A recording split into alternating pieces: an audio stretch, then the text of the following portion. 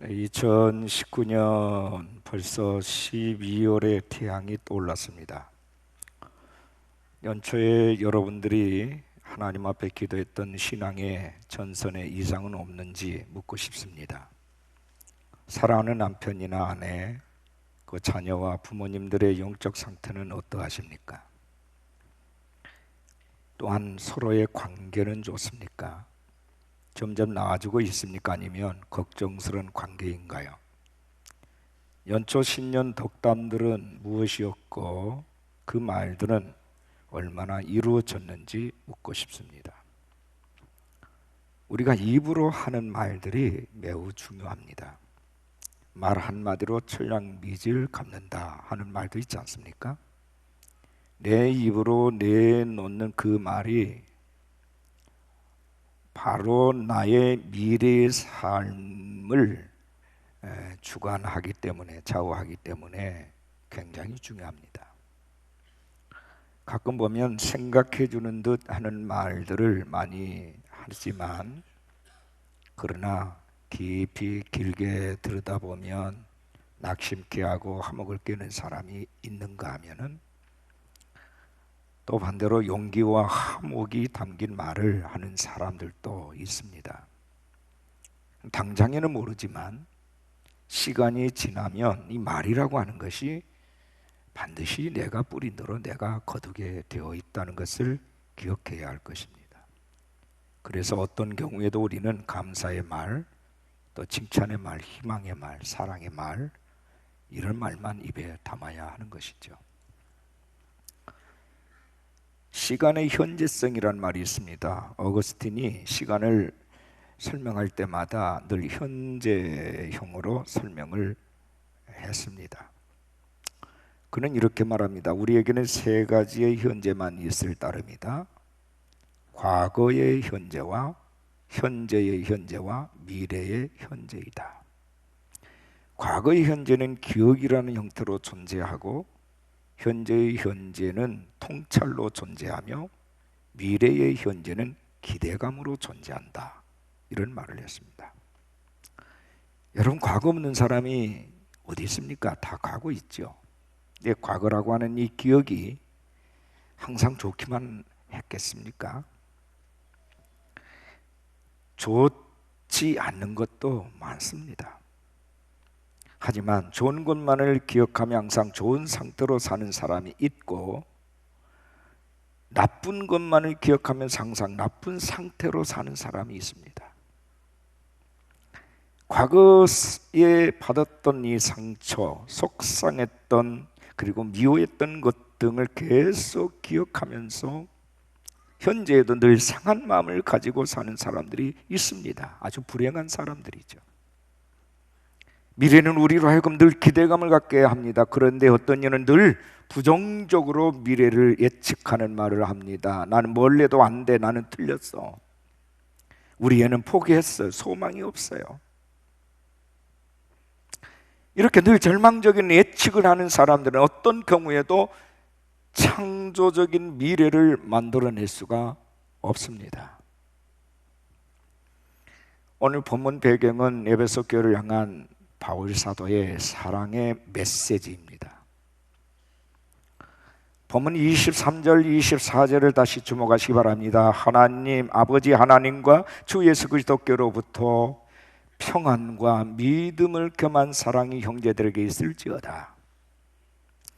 우리 주 예수 그리스도를 변함없이 사랑하는 모든 자에게 은혜가 있을지어다. 사도 바울이 에베소 교회 교인들을 축복하는 말씀입니다. 근데 여기에는 사랑이라는 단어가 반복되어서 나오고 있습니다. 사랑, 평안과 믿음을 겸한 사랑, 예수 그리스도를 변함없이 사랑하는 모든 자, 사랑. 자, 오늘 제목입니다. 우리 따라하겠습니다. 이렇게 사랑하라. 이렇게 사랑하라. 세 가지 말씀을 드릴 겁니다. 첫째는 오늘 본문에 평안과 믿음을 겸한 사랑이라는 표현이 나옵니다. 평안과 믿음을 겸한 사랑. 다시 읽어드립니다. 23절. 아버지 하나님과 주 예수 그리스도로부터 평안과 믿음을 겸한 사랑이 형제들에게 있을지어다. 사도 바울이 에베소 교회의 서신을 전하면서 마지막 부분에서 권고한 말입니다. 막연한 사랑 타령이 아닙니다. 평안과 믿음을 겸한 사랑. 평안과 믿음을 겸한 사랑. 이런 평안과 믿음, 뗄래야 뗄 수 없는 관계입니다. 평안이 없는 믿음 없고 믿음 없는 평안이 없습니다. 영국 어느 도시에서 이 평안을 주제로 그림을 그리는 미술대회가 있었습니다. 대개 사람들마다 되게 대동소이한 그림을 그렸어요. 평화로운 어떤 산이라든지 아주 조용하고 잔잔한 연못이라든지 농촌의 전원 풍경이라든지 아주 즐거운 가정이라든지 그림들이 주로 그런 그림들이었어요. 근데 최우수 작은 의외였습니다. 천둥이 치듯 요란한 소리를 내며 떨어지는 폭포를 그린 그림이었어요. 언뜻 보면 전혀 평안하지 못한 듯한 그림처럼 보였지만 자세히 보면 폭포의 금리 위에 돌출된 바위가 하나 있고 그 바위 끝에 한 어미새가 앉아서 새끼들에게 먹이를 주는 모습. 이것이 최우수작이었습니다. 도저히 평안할 수 없는 안정되지 않는 환경 속에서 가장 안전된 평화스러운 모습을 그린 그림.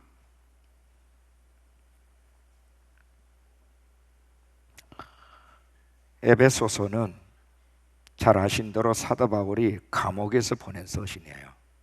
복음을 전하다가 박해를 받고 감옥에 갇혔어요. 그는 굉장히 우울한 시간을 보내야 했던 그런 환경에 처해졌습니다. 도저히 평안할 수 없는 그런 환경입니다. 그런데 그 감옥에서 지금 바울은 평안의 복음을 전하고 있습니다. 그것은 주 예수 그리스도께 대한 믿음 때문에 가능했습니다. 그래서 그는 평안과 믿음을 겸한 사랑이라고 말씀을 했습니다. 평안이라고 하는 것은 늘 믿음과 함께 갑니다. 믿음 없는 평안 없고 평안 없는 믿음 없습니다. 평안은 그래서 환경이 주는 것이 아니라 하나님이 주신 이로부터 오는 것입니다. 데살로니가 후서 3장 16절에 평강의 주께서 친히 때마다 일마다 너에게 평강을 주시고 주께서 너희 모든 사람과 함께 하시기를 원하노라. 주님은 평강의 주님이시다. 그분께서 친히 때마다 일마다 너에게 평강을 주시고 때마다 일마다 어떤 환경과 조건에 관계없이 모든 일에 모든 범사에 그분이 평안을 주신다. 주께서 너희 모든 사람과 함께 이 평안이 있기를 원한다. 여러분, 참 평안이 어디에 있는가요? 빌립보서 4장 7절에 하나님의 평강이 너희 마음과 생각을 지키신다. 너희 마음과 생각, 이곳에 평안이 있어야 돼. 마음과 생각 속에. 참 평안은 우리의 마음이 있어야 하는 거예요. 어느 청년이 자신이 꼭 갖고 싶은 것들을 종이에 몽땅 적었습니다. 건강, 지식, 명예, 사랑, 권력, 돈, 이런 것들을 잔뜩 써가지고 그가 평소 존경하는 스승님에게 찾아가서 그것을 보여드렸습니다. 스승 그가 적은 목록을 한참 들여다보더니만, 여보게, 자네가 여기 적은 것은 훌륭한 소원이야. 그러나 일리는 목록이라고 생각을 하지만 근데 자네는 여기 가장 소중한 것을 빠뜨렸어. 이것이 없으면 자네의 모든 소유는 오히려 참을 수 없는 고통스러운 것이 될 것이네. 그랬습니다. 선생님, 제가 무엇을 빠뜨렸습니까? 그 선생님은 그가 써온 목록을 연필로 빡빡 그어버리고 그 밑에다가 이렇게 썼습니다. 마음의 평화. 마음의 평화. 이 청년은 충격을 받았습니다. 건강, 지식, 명예, 사랑, 권력, 돈보다 더 중요한 것이 마음의 평화라는 사실을 거기서 깨달았습니다. 그는 나중에 마음의 평화라는 제목의 책을 써서 내놨는데 그것이 수백만 부 팔리는 베스트셀러가 되었습니다. 그 청년이 바로 조슈아 리브만이라는 사람이에요. 조슈아 리브만. 우리의 마음이 갈라지면, 마음이 서로 싸우기 때문에 절대로 평화를 가질 수가 없어요.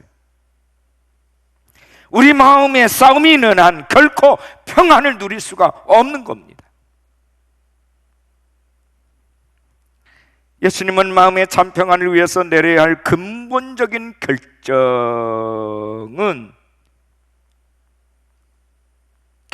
결정적인 근본적인 것은 오직 한 가지라고 얘기합니다. 한 가지. 두 가지가 아니라는 거예요. 한 가지. 하나님이냐 세상이냐, 하나님이냐 재물이냐, 둘 중에 하나만을 선택하라는 거예요. 두 가지를 다 소유할 수가 없다. 그래야 너희의 평안을 지킬 수가 있는 것이다. 마태복음 6장 24절에 한 사람이 두 주인을 섬기지 못할 것이니 홍리를 미워하고 저를 사랑하거나 홍리를 중히 여기고 저를 경히 여김이라. 너희가 하나님과 재물을 겸하여 섬기지 못하느니라. 하나님과 재물을 겸하여 섬길 수 없다. 둘 중에 하나를 선택하라, 결정하라는 겁니다. 재물은 우리의 육신적인 갈망입니다. 욕망이라고 그러죠. 하나님은 우리의 영혼의 갈망입니다. 우리의 비전이, 우리의 꿈이에요. 우리의 목적입니다. 어느 것에 내 마음을 둘 것인지 그것은 여러분의 자유예요. 어느 것에 내 마음을 더 집중할 것인지 우리의 자유입니다. 그러나 잘못된 결정을 하게 되면 그 결정을 내리는 순간 진정한 평안을 잃어버릴 수 있어요. 내가 하나님께로 집중하기로 결정을 할 때 거기서 믿음이 생기고 용기가 생기고 평안이 주어지는 거예요. 폭풍과 몰아칠 때 노련한 선장은 선원들에게 항상 이렇게 말합니다. 폭풍을 정면으로 맞서라. 언제나 그렇게 하라. 그렇게 하는 것이 폭풍을 이겨낼 수 있는 유일한 방법이다. 폭풍을 피하면 결국은 그 배는 전복이 되고 말아요. 정면으로 맞서야 가야 돼요. 정면으로. 믿음으로 내가 하나님을 선택하기로 결심을 하셨습니까? 용기를 내십시오. 완전한 결정을 하시기를 바랍니다. 그렇기까지는 내 마음의 평안을 유지할 수가 없기 때문에.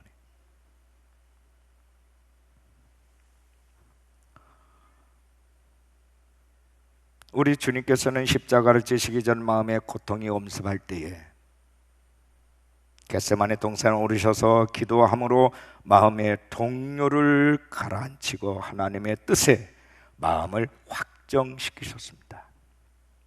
아버지, 내 뜻대로 마옵시고 아버지의 뜻대로 하옵소서. 하나님 아버지의 손에 나의 모든 것을 내맡기는 사람만이 마음의 진정한 평화를 유지할 수가 있습니다. 마태복음 6장 25절에 내가 너에게 이르노니 목숨을 위하여 무엇을 먹을까, 무엇을 마실까, 몸을 위하여 무엇을 입을까 염려하지 말라. 공중의 새를 먹이시고 들의 백가발을 입히시는 하나님이 그분의 자녀된 오늘 우리에게 더 좋은 것으로 주시지 않겠느냐고 주님은 반문하십니다. 참 평안은 세상이 가져다 주는 것이 아닙니다. 좋은 옷을 입고 맛있는 음식을 먹고 좋은 집에 살아도 평안이 없으면 불행한 거예요. 예수님은 나의 평안을 너에게 주노라 그래. 예수님이 갖고 있는 평안 우리에게 준다는 거예요. 주님 안에 있는 평안입니다. 예수님이 소유하고 계시는 평안이에요. 우리가 예수님을 영접했다는 것은 그분이 가지고 있는 평안을 가졌다는 거예요.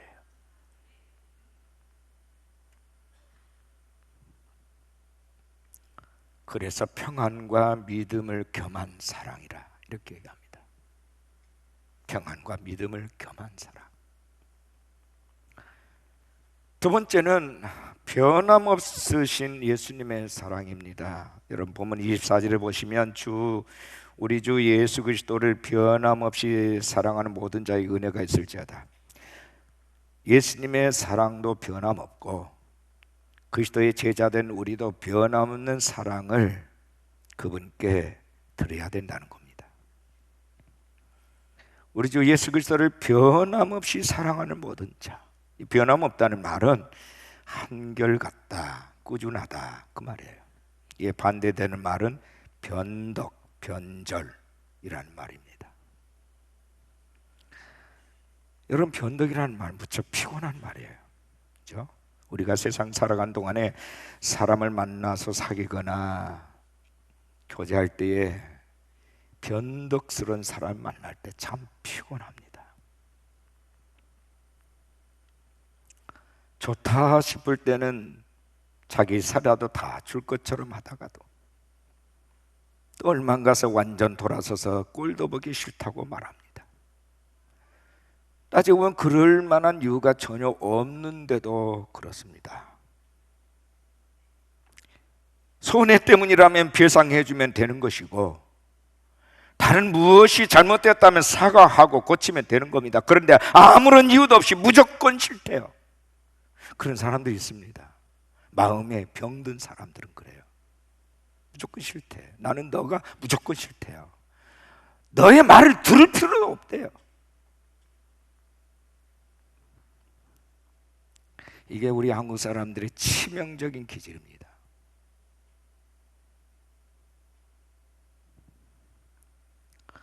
왜 이렇게 변덕을 부릴까요? 많은 이유가 있겠지만 그 안에 그 실증 때문입니다.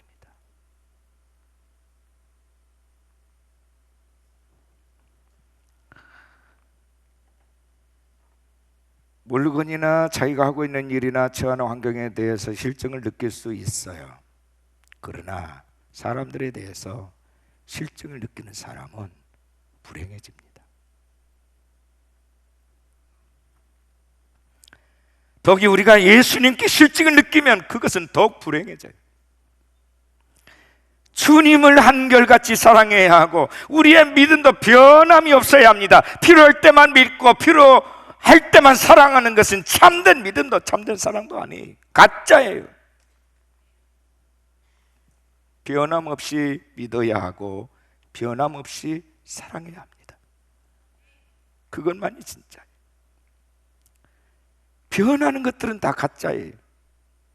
하나님 향한 사랑도 교회를 향한 사랑도 이웃을 향한 가족을 향한 사랑도 마찬가지입니다. 변함없이 사랑해야 진짜예요. 변하는 것은 다 가짜예요. 여러분 금도 그렇지 않습니까?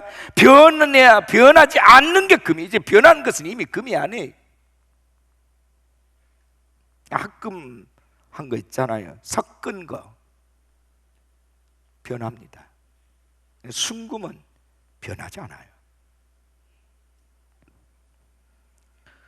변하지 않은 거, 변덕 부리지 않는 거, 변절하지 않는 게 믿음이에요. 그건 은혜입니다. 하나님의 은혜를 깨달으면 깨달을수록 빚진 자의 심정도 깊어지고요. 내가 건강에 있어서 하나님을 하는 것이 아니라 하나님의 일을 하도록 내게 건강을 주셨다 하는 것을 깨닫는 게 은혜입니다. 내가 지혜가 있어서 하나님의 일을 하는 것이 아니라 하나님의 일을 하도록 내게 지혜를 주셨다. 내게 물질이 있어서 바치는 것이 아니라 하나님의 일을 위해서 바치도록 물질을 주셨다. 이게 은혜입니다. 축복의 원리는 분명히 은혜를 깨닫는 자에게 더 큰 은혜를 주시는 거, 이게 축복이에요. 그래서 있는 자에게는 더 있게 하십니다. 감사하는 자에게는 더 감사할 수 있는 조건을 하나님이 허락하십니다. 이것들 중에 놀라운 것은 평안이에요. 은혜가 임하면 모든 두려움, 공포, 불안, 초조, 좌절감, 정신적 질환, 모든 긴장으로부터 해방되는 겁니다. 이 모든 것들이 은혜로 극복이 되는 것들이에요.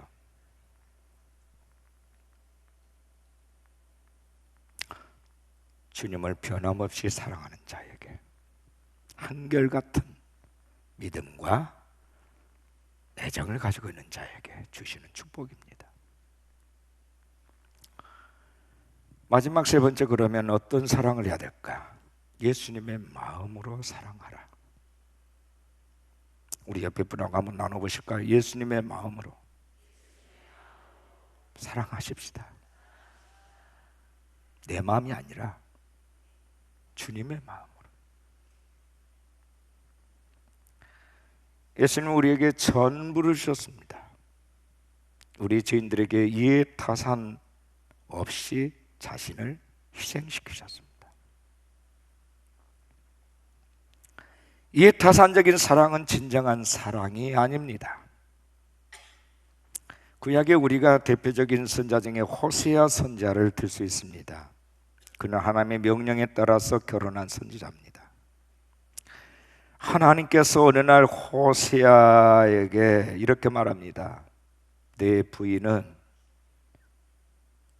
품행이 불량하고 음란한 고멜이라는 여인이다. 그를 신부로 맞아들여라. 뜻밖이었어요. 신부라기보다는 창녀였습니다. 하나님이 창녀와 결혼하래요. 하나님의 명령은 이 창녀와 결혼해서 자식까지 낳으라는 말씀을 하십니다. 그리고 자식들의 이름까지 직접 지어주셨는데 그 세자의 이름이 이스루엘, 로루하마, 로암미라는 이름이에요. 이스루엘, 하나님이 흩으셨다. 로루하마, 하나님의 사랑을 받지 못하다. 로암미, 내 백성이 아니다. 축복의 이름이 아니라 저주스러운 이름을 하나님이 붙이도록 했습니다. 호세아의 결혼은 한마디로 비극적인 결혼이었어요. 하나님의 명령인지라 버릴 수도 없고 사랑하려 도저히 사랑할 마음이 생기지 않는 여인과의 결혼 생활이 어찌 행복할 수 있었겠습니까? 거룩하신 하나님께서 도대체 왜 거룩한 선지자에게 뼈아프고 비극적인 결혼을 명령하셨을까? 그 이유는 뭘까? 고멜과 같이 음란한 이스라엘 백성을 사랑하시는 하나님의 슬프고 괴로운 마음을 네가 직접 제보라는 그런 것이었어요. 그래야만 네가 하나님의 아픈 사랑을 실감나게 내 백성들에게 전할 수 있지 않겠느냐.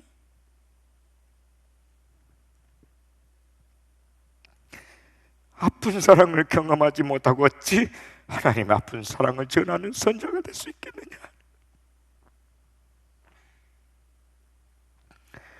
온갖 우상숭배로 말미암아 음탕한 여인처럼 영적으로 타락한 이스라엘 백성들을 버릴 수 없는 하나님의 뼈아픈 사랑을 가슴에 품고 하나님의 마음을 전하라는 것이었어요. 예수 그리스도의 십자가는 바로 인류에게 호소하는 하나님의 뼈아픈 사랑, 아픈 마음을 전하는 사랑입니다. 하나님은 호세아에게 또 명령하십니다. 자식들을 주렁주렁 낳고도 옛생활을 끝내 버리지 못하고 집을 뛰쳐나간, 그래서 장녀 생활로 다시 돌아간 고멜을 그 몸값을 지불하고 또다시 데려오라고 말씀하십니다. 고멜의 몸값은 은 15개와 벌이 한 호멜 반. 호세아 3장 1절에 이하에 그렇게 되어 있습니다. 그 정도의 몸값은 천한 신분의 노예의 한 사람의 몸값입니다. 그만큼 음란하여 사랑할 가치가 없는 여인이라는 뜻이죠. 노예와 같은 자. 네가 그 몸값 죗가스 집으라고 다시 집으로 데려오라. 호세아는 이번에도 어김없이 하나님의 명령에 순종을 합니다. 몸값을 집으라고 데려오라는 것입니다. 바로 인류의 죄값을 치른 예수 그리스도의 십자가의 대속적 죽음을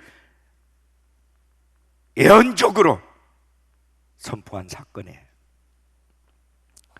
예수 그리스도께서 죄값을 지불했다는 것은 법률적으로 그 죄를 말소시켰다는 뜻입니다. 즉 호세아의 몸값 지불로 말미암아 장녀 같은 자가 순결한 처녀가 되었다는 것입니다. 그래서 호세아서에서는 이렇게 기록을 하고 있습니다. 호세아 2장 19, 20절에 내가 네게 장가들어 영원히 살되 공의와 정의와 은총과 궁일이 여김으로 네게 장가들며 진실함으로 네게 장가들이니 네가 여호와를 알리라.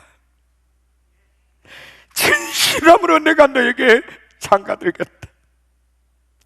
허물 없는 순결한 처녀의 혼인을 의미하고 있는 것입니다. 가출하여 탕녀가 버린 아내를 다시금 받아들이는 그런 단순 의미가 아니라 하나님의 사랑과 은총으로 백합화처럼 순결하고 아름다운 처녀로 새롭게 태어난 그 신부와 결혼하여 영원히 함께 살겠다는 의미예요.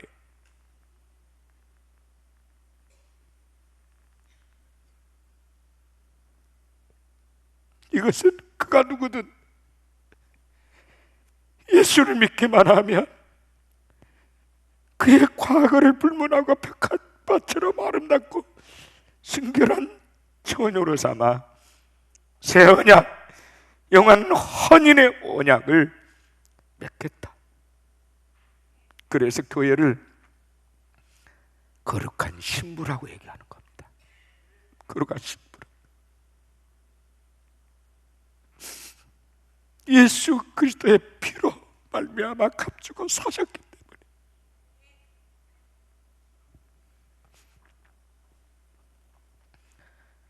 아가서에서는 이렇게 노래합니다.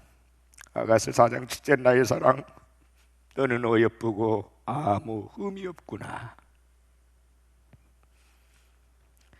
아가서 2장 2절의 여자들 중에 내 사랑은 가시나무 가운데 백합화 같다.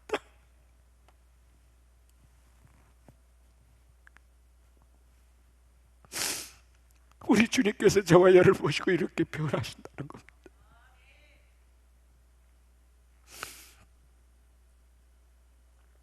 백합화가 뭐지요? 아름다움과 순결을 상징합니다.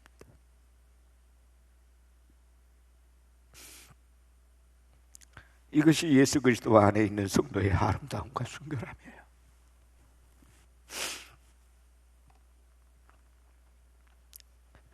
예수 그리스도께서 흘리신 십자가의 피로 말미암아 고멜처럼 더럽혀진 우리가 아름답고 순결한 처녀로 거듭 태어나게 됐다는 것입니다.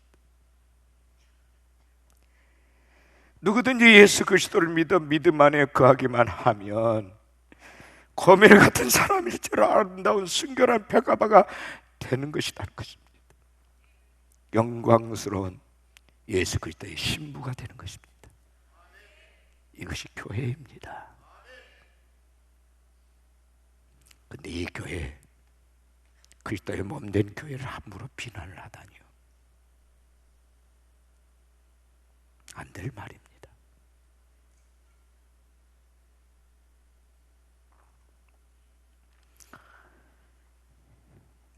이 세상에서 인생을 가장 행복하고 보람있게 사는 사람은 이렇게 이해 타산을 초월한 관계 속에서 시간도 물질도 마음도 다 주며 사는 사람들이에요.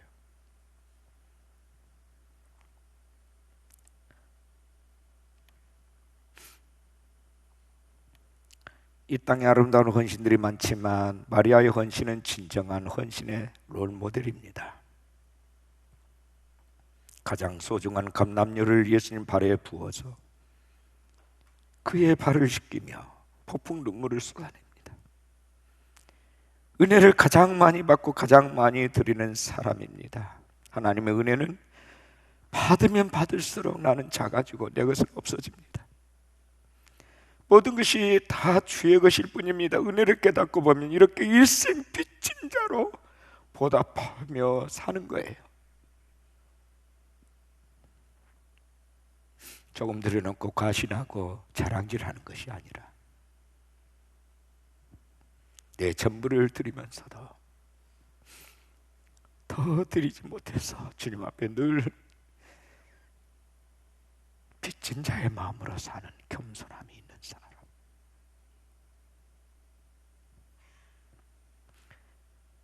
여러분, 어느 때가 가장 행복합니까? 내가 은혜를 가장 많이 받았을 때를 깨달을 때, 그때 행복해집니다.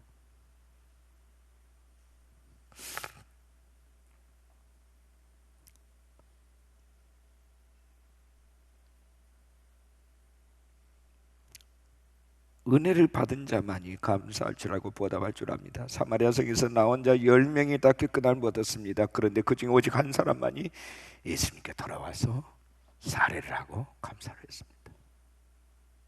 주님이 그때 묻기를 10사람이 다 낫지 않았느냐? 왜 너만 하느냐?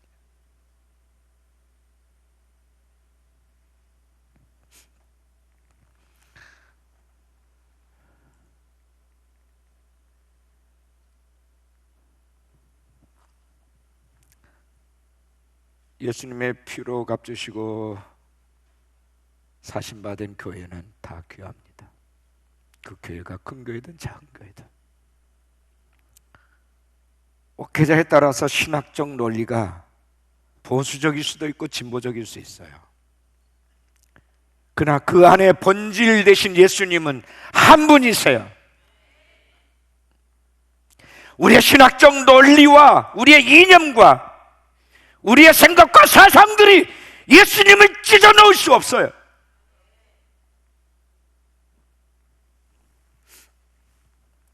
정의라는 이유로, 보수라는 이유로, 진보라는 이유로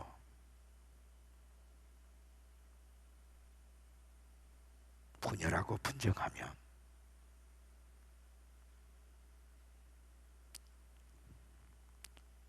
모든 사람을 다 공에 사랑하신 예수님 마음이 얼마나 아플까요? 또다시 주님을 십자가에 못 박는 행위입니다. 우리 민족은 사랑하는 방법을 배워야 돼요. 너무 사랑할 줄 몰라요.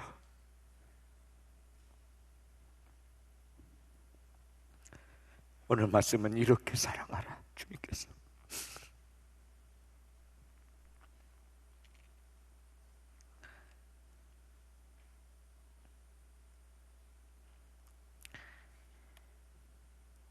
무엇보다 살아있음에 또 옆에 분과 함께 있음에 감사하시고 사랑하시기 바랍니다. 이해해야 될 사람을 이해하고 용서해야 될 사람을 용서하고 덮어줘야 될 사람을 덮어주셔야 돼요. 오늘 또 좋아야 되고 내일 또 좋아야 되고 항상 좋아야 합니다. 잘 된다, 잘하겠다, 좋다, 할 수 있다, 해야 한다, 이런 생각을 가지고 좋은 말, 좋은 생각, 좋은 믿음으로, 변함없는 믿음과 진실함으로, 변함없인 예수님의 사랑으로 모든 일을 사랑할 수 있기를 주의 이름으로 축복합니다.